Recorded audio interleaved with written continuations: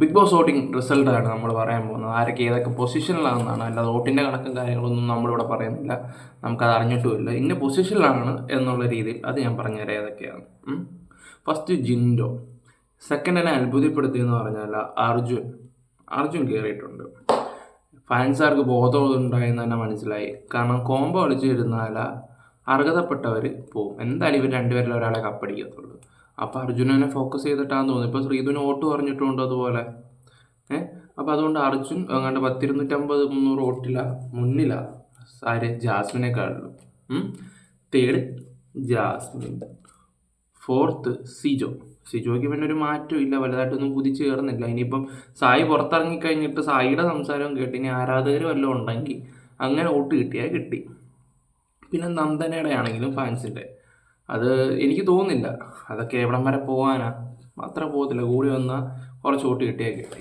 അങ്ങനെ ഫിഫ്ത്ത് പൊസിഷനിൽ മറ്റാരുമല്ല, റഷ്യൻ വേണം. അപ്പം ഈ വീക്കിൽ പോകാൻ ചാൻസ് ആരാണെന്ന് ചോദിച്ചാൽ Sreedhu 6ാം position, Nora last 7th position. അപ്പോൾ ഇവരിത്രയും ആണ്. ഇതാണ് നമുക്ക് കിട്ടിയ അപ്ഡേറ്റും കാര്യങ്ങളും. അപ്പം ശ്രീധു ഇനി രക്ഷയില്ലെന്നാണ് തോന്നുന്നത്. ശ്രീധുവിനും നോറയുടെ പിന്നെ പറയണ്ട, പോയി. നോറ കൺഫേം സാറ്റർഡേ പോയി. അല്ലെങ്കിൽ പിന്നെ വല്ല അത്ഭുതം നടക്കേണ്ടി വരും. അപ്പം എല്ലാവരും ഫാൻസുകാരോടൊരു കാര്യം പറയാം, അവരവരുടെ ആൾക്കാർക്ക് വോട്ട് കൊടുക്കുക, സ്പ്ലിറ്റ് ചെയ്യാതിരിക്കുക. ഇനിയിപ്പം ഒരു 10-13 ദിവസത്തെ കാര്യമുള്ളൂ.